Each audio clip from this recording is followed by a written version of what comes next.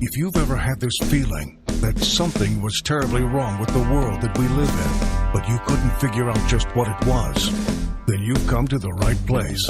Secret societies, mystery religions, and the Illuminati have been controlling our reality since the beginning of time.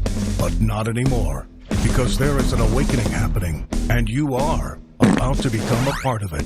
Wake up, because this is a call for an uprising. This is a call for an uprising. Welcome to today's show. I wanted to do a simple video, a video that you can share with your friends and family members to show them the repetition that is being used on them, whether your parents, your family members, or whoever you want to share this with happen to be Christians or not. Hopefully this will give them some type of push in the back or slap in the face to what really is going on in this world. Now, I'm going to show you clips of repetition being used, okay? But there's something that you have to know first. That everything is right in front of your face. You've just been trained not to see it, and I'm going to show you that. God is real.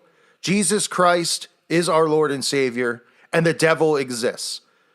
The basics, right? That everybody should know and understand, but they've taken that and they've kind of, in a sense, twisted it. And by twisted, I mean, they're showing you all of this stuff, that this is a spiritual war between Jesus Christ and the devil. They're showing you this. But they're telling you at the same time that it's not real. Because they're using something known as humor and deflection. Humor is the easiest form of mind control that there is.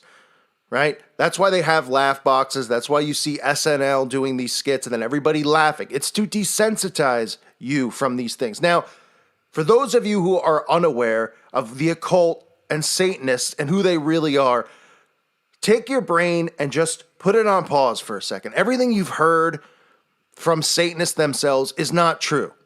The Bible tells us this, that these people are nothing but liars, that Satan is a liar and a deceiver. All Satanists are practicing liars and practicing occultists, which mean they practice black magic. They practice demonic possession. Deuteronomy chapter 18, verses 11 through 12. Or a charmer, or a consulter with familiar spirits, or a wizard, or a necromancer. For all that do these things are an abomination unto the Lord. And because of these abominations, the Lord thy God doth drive them out from before thee. These people are an abomination to God who practice these things. The only people that practice these, you would think, are occultists, but people are being taught occult practices, okay? From things such as yoga to New Age philosophies, which involve, getting rocks and stones and sage and all of this stuff in your home. You're being indoctrinated with what the occult practices. But the main thing that you need to understand before you get down that hole and say, well, everything's connected, is to understand that this is real, right? That God and the devil is real. We've been told that it's real. This is the way it's been from the beginning. And what they've done is they've watered down Christianity, right? 100 years ago, witches, Satanists would have been burned at the stake. Would other Christians have called them, bad Christians for doing that? No, probably not. They would have said, this is what we need to do to these people. They're destroying society. They're putting spells on all of us. They're casting demons and all that stuff, right? Well, what they've done is they've created the evangelical movement. The evangelical movement is the movement that you see on TV every day from all of these preachers who get pushed down your throat from the 700 Club on. All of these people are nothing but products of a CIA system of teaching evangelicalism, right? And all of these guys are the same thing. What are they? They're cookie cutter. They preach prosperity. They preach all these things to make us look like lunatics, in a sense, and pushovers. So when people like me come along with a backbone and a spine, it scares the crap out of Christians, even ones who think that they're awake. Because they're not used to somebody like me. They want the cookie cutter because they've been raised on the cookie cutter. And that is the whole purpose of the evangelical movement. To make us all lukewarm, to make us all pushovers, so that they can continue to build out this satanic temple that they're building. This Tower of Babel reborn. That is why. And that's why you see so much division amongst Christians, because most of them don't have a backbone. Most of them can dish it but can't take it. Most of them sit there and they go, oh, well, let them do what they want. Well, that's exactly what Satan wants. And that's why they've created this movement, so that you react that way. Nowhere in the Bible does it say, allow these people to do all of these things and do this stuff to children. Now, the one thing that you need to understand, besides magic, besides worshiping the devil, that the core of Satanism, what these people believe and practice, really revolves around the teachings of Aleister Crowley. And the core of that is pedophilia and cannibalism. Okay? They believe when they perform these rituals and these spells that this gives them the purest form of magic powers. Now, you will see Aleister Crowley from every stretch of Hollywood to the music industry, from t-shirts to quoting him, to being on the cover of the Beatles album, to Jimmy Page buying his home where he performed these pedophilia acts on children and these black magic rituals. He taught that the purest form of magic comes from that of a blood sacrifice, specifically of young boys, as well as sexual acts on these young boys, followed by cannibalism. Now, they've done everything they possibly can on the internet to try to scrub this type of information. Crowley enthusiasts come over and defend the guy. It's insane. But understand that.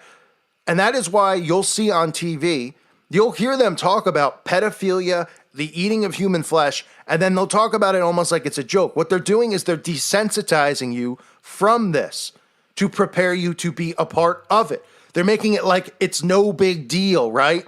If you're laughing at jokes about pedophiles, then something's wrong with you, but you might not even realize that you're laughing at some of these scenes that I'm going to show you. The people in the audience are laughing at it. And they might be going, oh, that's really, really sick. But in reality, the brain perceives and hears the laughter, and it's desensitized from the severity and the seriousness of the topic. And that is the point of the late night talk show hosts who spin and deflect everything when stories come out and they're caught in lies, when we catch them in lies, like these fake events that occur all the time, or Saturday Night Live, or any of these shows. Now, remember, the basic form of all of this stuff is repetition. But the first thing to remember is that they will do anything and everything to mock Jesus Christ. They aren't going to mock any other religious figure, quote unquote, because there isn't any other religious figure. Because Jesus Christ is the King of Kings, and he is the only way to salvation. And their war is against him and us, his followers. So number one, what you'll see is talk of cannibalism, preparing people for cannibalism from Santa Clarita Diet right down the line, right? Talking about eating the flesh of young boys, eating placenta, right? A common theme, hearing about that. A common theme, laughing and joking about pedophilia when there's nothing funny about it. A common theme, mocking Jesus Christ. Take a look at these skits and realize that right in front of your faces, from the Kardashians with their black and white plates and black and white this and black and white coffee pots, their Masonic coffee pot, all this stuff right in front of your face, to a guy from Silicon Valley who has a coffee mug that says Hail Satan and has the pentagrams on it, to admitting to being a Satanist. These are all passively done to program you. This is how your subconscious mind processes information. It sees this and picks it up. You might not see it on the surface level, right? Because you're not paying attention to it.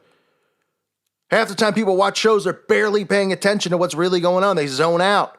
That's why people fall asleep watching TV most of the time. But they are preparing you for this stuff, and they're desensitizing you through comedy, deflection, and repetition. So take a look at some of these clips and tell me in the comment section below that this isn't what's happening. From all this stuff to Disney with magic, what more do people need to see to realize that this is really going on? Wow, that looks great. Thank you. What you want in a pancake is to have the consistency of young human flesh. It's spongy, it has life to it. You're with a guy with brightly colored undergarments, and you got soft human flesh in front of you. You're in a weird place. I'm looking forward to this. This is really, really going to be a great pancake. Personally, no. Placenta? They say you can eat them. You do. My wife did that. No way. And it's supposed to be good two ways. One, help with postpartum, and also it's great for menopause. Oh, you guys could split it. Yeah, would you share with Mom? I just nodded myself.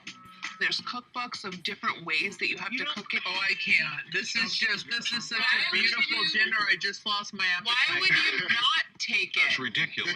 That's the question I want You're to gonna know. eat The it. stuff that came out of the inside of your body. I definitely want to eat it. No, that is the most disgusting thing I'm I've so ever heard. upset. Why? I think everyone's just being really weird and close-minded. Except for Courtney. I mean, she gets it. I want to have a third child just to eat the placenta. Here we go.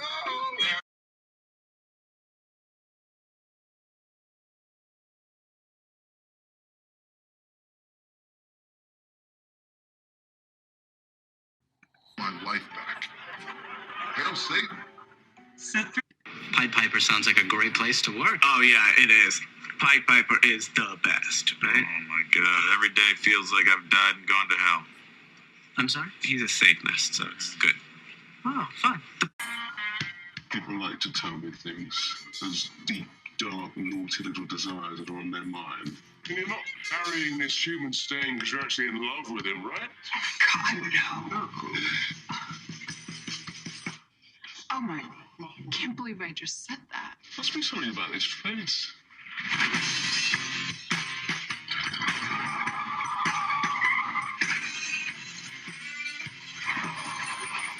Hey, boss. Remember me? Can I have your autograph? Did I sell my soul to the devil? So the devil made you do it, did he? The alcohol, the drugs, the topless selfies. The choices are on you, my dear. Put yourself together.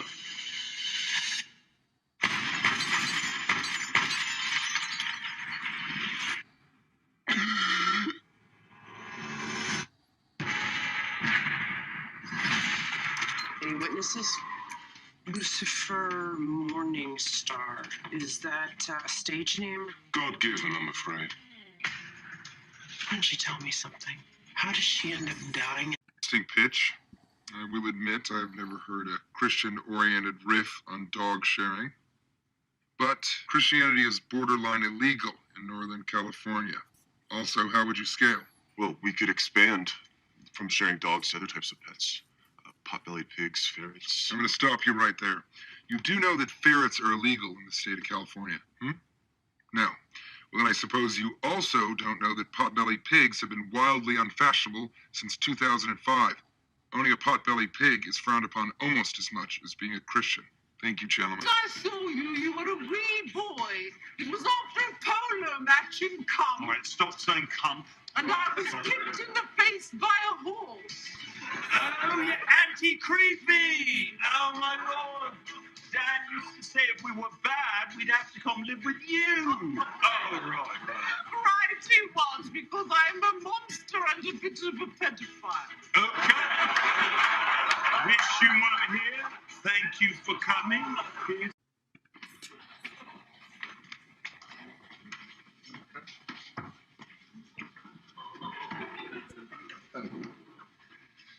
Hi, guys. My name is Roy, and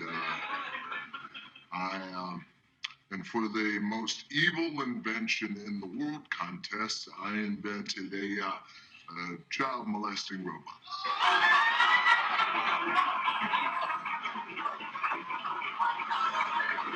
I beg your pardon, what?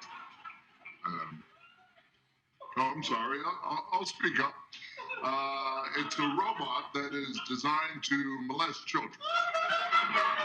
And I call it Robo Chomo. You see, it's powered by solar rechargeable fuel cells, and it costs pennies to manufacture. And it can theoretically molest twice as many children as a human molester in, quite frankly, half the time. So, do I win the contest? It seems like I win. Seems like I win. Oh my God! What's wrong? What's wrong? My most evil idea was a blizzard in July. Right. Well, I went in a slightly different direction with the assignment. You built a mechanical sex predator! Yes. That's exactly right. This guy gets it. You get it. Oh my God, no, I don't. How do you even build a child molesting robot? Well, that's a great question. What you do is you start by building a regular robot, then you molest it and note that it continues the cycle.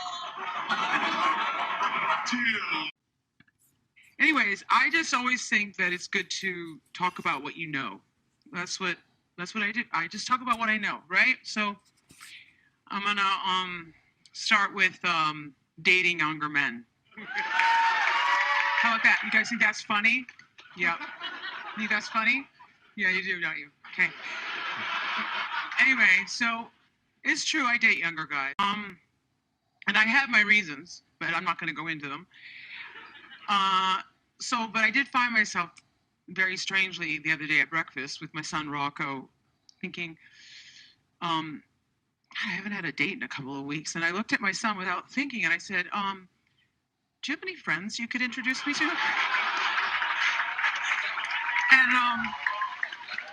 I was like in between mouthfuls of pancakes, and he looked at me with shock and disgust and dismay and disdain, a lot of words that start with a D.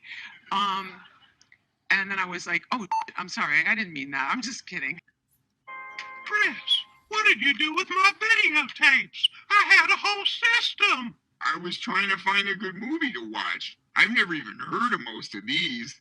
Jeffrey at the Park, Mikey's Scoliosis Exam, Nephew Somersault Compilation. Well, even if you never heard of them, I assume you heard of the alphabet. You want to explain to me how Sammy Popsicle comes before Napping Various? Geez, I'm sorry. Well, can we watch Lost Boys? I've heard of that one. Those are different Lost Boys.